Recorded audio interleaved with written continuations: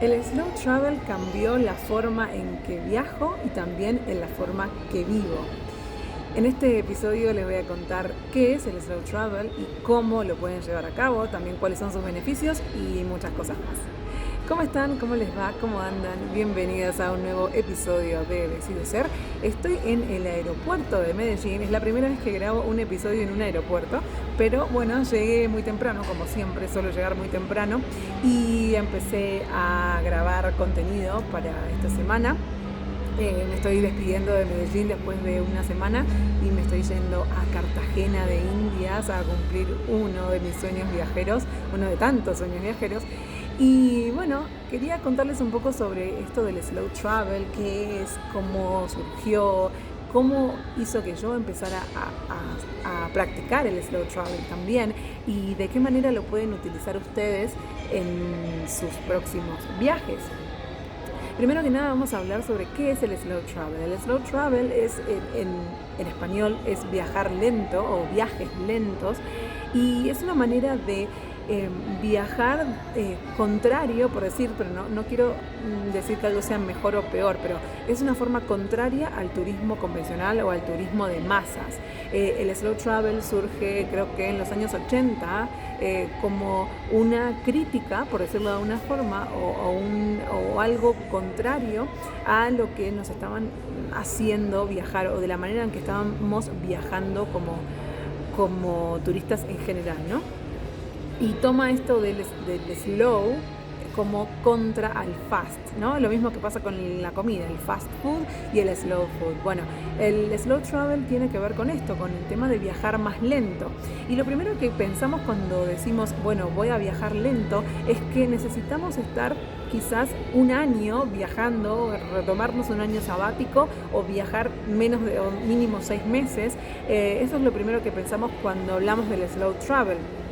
Y la realidad es que uno puede viajar lento o de esta forma con viajes más cortos, incluso hasta de un fin de semana, de una semana de vacaciones de verano o en cualquier momento que nosotras decidamos viajar.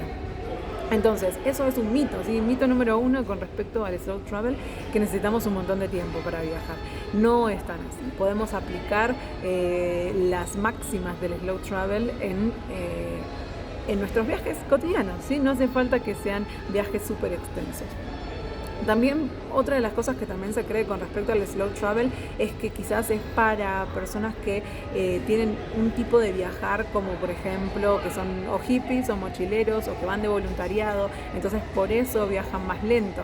Y la realidad es que tampoco tiene por qué ser así. Uno puede viajar lento yendo a un hotel, yendo a destinos turísticos, no tiene que ver con el presupuesto ni con el tipo de alojamiento, si bien, yo les voy a hablar bien con respecto a cómo llevarlo a cabo, si bien la idea no es quedarse en un hotel súper lujoso, estar rodeados de turistas, sino conectar con la gente local, pero se puede hacer slow travel cuando también se va a un hotel, ¿sí?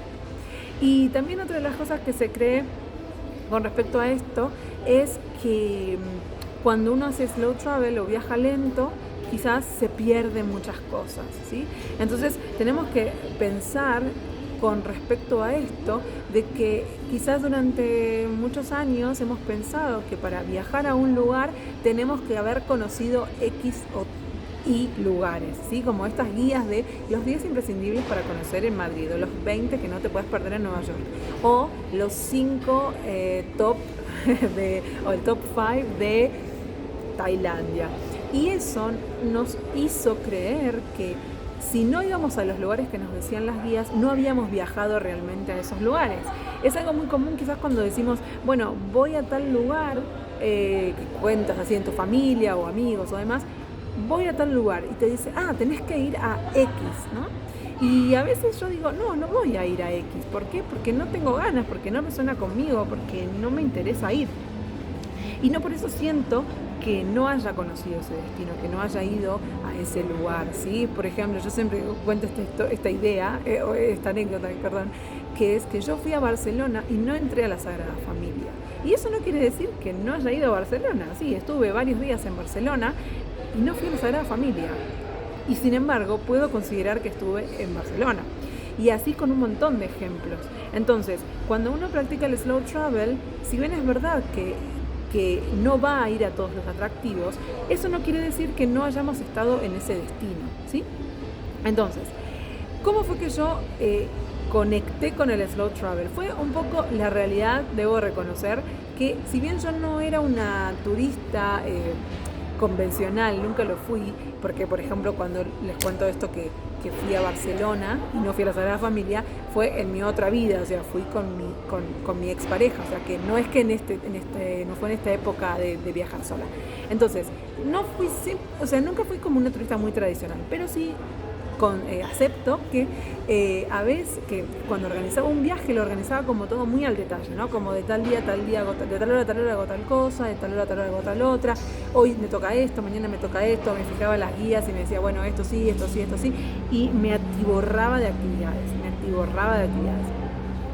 Entonces, cuando hice mi primer viaje, bueno, empecé a hacer los viajes en mi compañía y me di cuenta que quizás yo me atiborraba de actividades porque no sabía estar sola. Entonces tapaba, ¿no? Como esto de, bueno, estoy sola, entonces me voy a hacer un tour acá, una guía allá, me voy a tal atractivo y demás.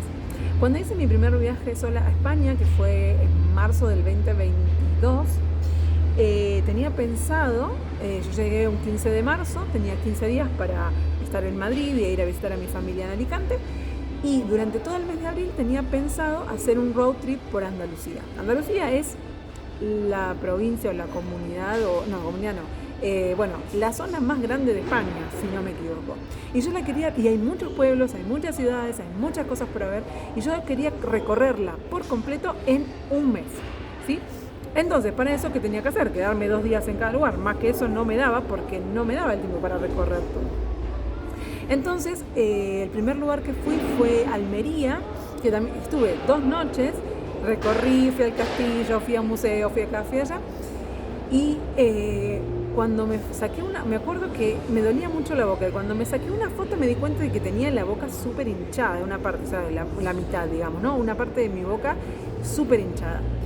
Y dije, bueno, será algo que pasajero. Y seguí paseando. Al otro día me voy a Málaga. Mi idea era estar en Málaga durante 3 días. Y cuando llegué a Málaga, el dolor que tenía de muela era insoportable. Yo ya no, más allá de que estaba súper hinchada mi cara, no podía más del dolor. Entonces tuve que ir a un dentista de urgencia. Se me había infectado una muela. Del estrés que yo tenía, yo tengo bruxismo, entonces en la noche uso una placa de descanso y tenía tanto estrés por este viaje, por esta maratón de un mes, que durmiendo apreté tanto la boca que se me incrustó, perdón por los que son más sensibles, se me incrustó la placa en la encía. Entonces se me infectó y eso fue lo que generó que se me hinchara la boca. Entonces, en ese momento dije, hasta acá, este viaje maratónico no voy a hacerlo así porque voy a sufrir muchísimo. Estaba recién empezando, o sea, hacía 20 días que estaba en España y ya estaba recontra estresada. Entonces dije, no, me voy a quedar más tiempo en Málaga. Extendí, en vez de 3 días me quedé 10 días y disfruté mucho de la ciudad, conocí un montón, conocí lugares a los alrededores, descansé, me curé de la infección en la encía, de la muela, se me bajó la hinchazón. Y a partir de ese momento dije, yo no voy a viajar más de acá para allá, porque no es bueno para mí, para mi salud mental también, porque estaba muy, muy, muy estresada y quería como cumplir con todo. Entonces a partir de ese momento empecé a viajar de manera lenta y cada vez más lento. En realidad, si bien ahora en este momento estoy viajando semi-lento porque me estoy quedando una semana en cada lugar, entre Ecuador y Colombia, porque ya les contaré por qué, pero bueno, este mes y medio de viaje en Ecuador y Colombia, estuve solamente en 3 lugares en Ecuador y 3 lugares en Colombia. Y cuando yo digo, no, sí, me quedo una semana en Medellín, la gente me mira como, qué raro, ¿no? ¿Qué haces una semana en Medellín?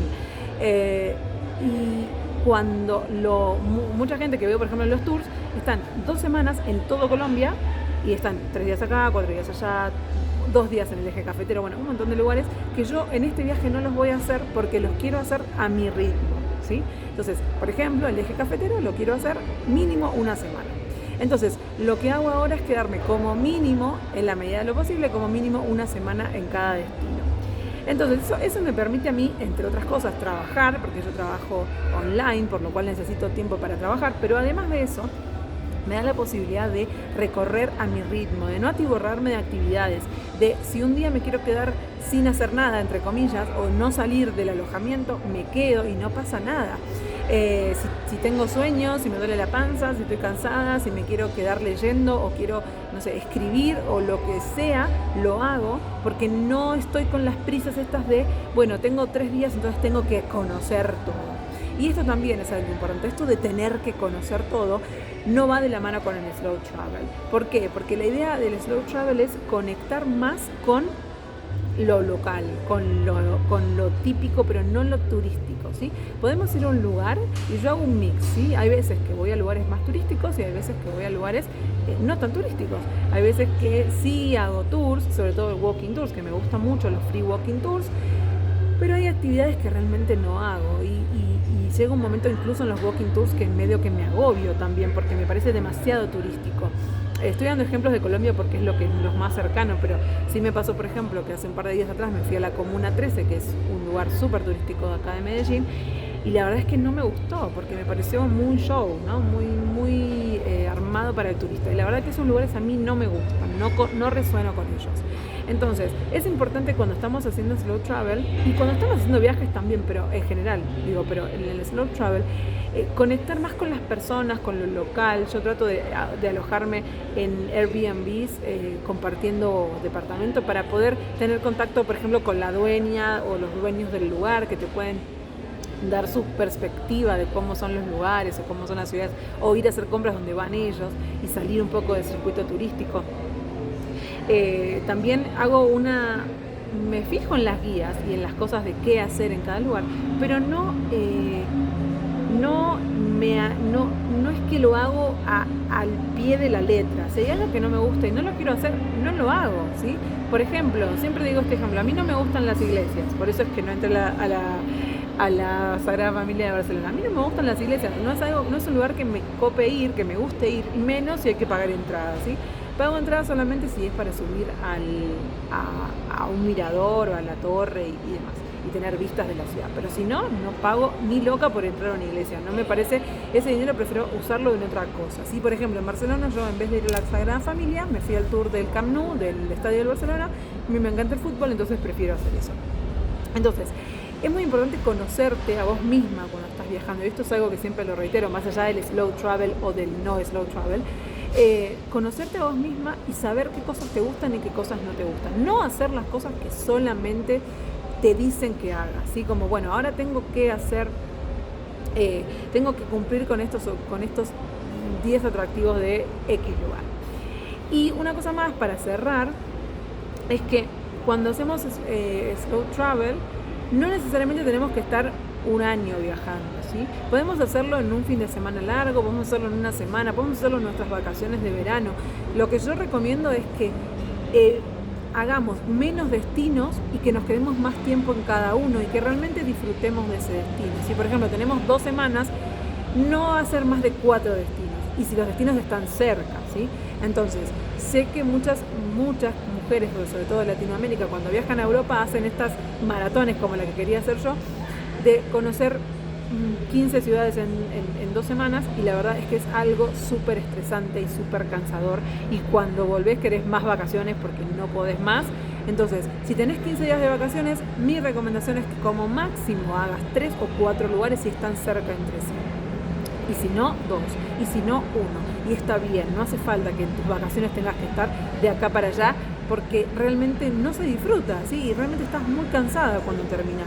Y además no conoces los lugares, solamente tachás en una lista y decís, estoy de acá, estoy de acá, estoy de acá, tengo la fotito para el Instagram o para las redes sociales que sean, y no estuviste realmente en ese lugar.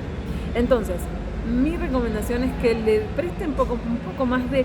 que tengan en cuenta esto del slow travel para su próximo viaje, sea que están viajando por primera vez o no, sea que están viajando solas o no, porque realmente para mí el slow travel es una manera mucho más consciente de viajar, mucho más a nuestro ritmo, mucho más siguiendo lo que a nosotros nos gusta, y creo que es una forma mucho más también amable con el medio ambiente, que es más amigable también con la gente local, que para que dejen también de vernos como que somos, como me gusta decir a mí así como en broma, que somos billetes con patas, ¿sí? Los turistas no todos somos, o sea, yo no me considero turista, me considero viajera, pero mucha gente no sabe la diferencia. Entonces el turista para los demás es un billete con patas o con ojos, y no está bueno tampoco, si bien es verdad que mucha gente vive del turismo, tampoco es bueno que nos exploten de una forma tremenda, que ya voy a hablar de eso en algún otro episodio, no me quiero extender al respecto. Pero bueno, con respecto al slow travel, denle la oportunidad de viajar lento la próxima vez que tengan pensado viajar, porque realmente es un antes y un después, y después pueden ver si les gusta o no les gusta, pero sáquense como esa presión de que cuando voy a tal lugar tengo que conocer tantos lugares, o cuando estoy de vacaciones tengo que ir a tantos destinos. Y después me contarán qué tal, qué les parece. No se olviden, tengo algo también para contarles para terminar, que en breve voy a dar un taller que se llama De turista tradicional a viajera libre, que tiene que ver mucho con el slow travel, técnicas para que puedan disfrutar del tiempo que tengan libre o de viaje o de vacaciones, y que viajen de una manera más consciente. Bueno, entonces ya voy a... se cortó y tuve que volver a grabar porque estaba una chica hablando de una aerolínea, entonces se cortó, espero no perder el hilo. Les decía entonces que si están interesadas en viajar de una forma un poco más consciente, más acorde a sus gustos, acorde a sus ideales también, bueno, voy a dar un taller, una masterclass para que dejen de ser turistas tradicionales y pasen a ser viajeras libres y a su ritmo. Así que presten atención en el Instagram, en Soy Viajera Libre, porque voy a contarles toda la información y todos los datos en breve. Me despido porque ya tengo que ir a abordar mi vuelo, y bueno, nos encontramos en el próximo episodio. Adiós.